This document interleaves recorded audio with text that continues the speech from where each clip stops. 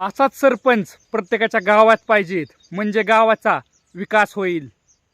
तुम्हाला सांगतो 4 वर्षापूर्वी आमच्या गावात काहीच नव्हतं. ज्या टायमाला आमचे हे सरपंच निवडून आले ना, गावात मोकार प्रगती.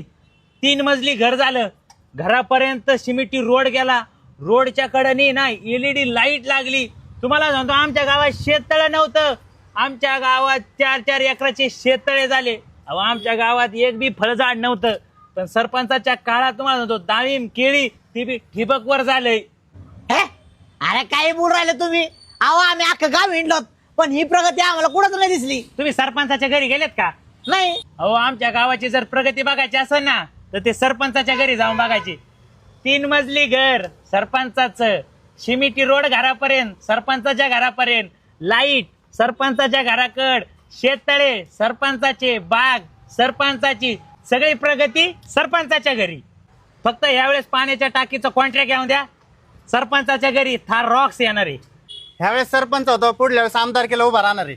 लक्ष असू द्या. का हो? आता IT पार्क उभा करायचं काय? हा तेच डोक्यात चाललंय जरा. चला शेठ. मतदान करा नक्की. प्रगती तुमच्या घरी नाही येणार, यांच्या घरी येणार.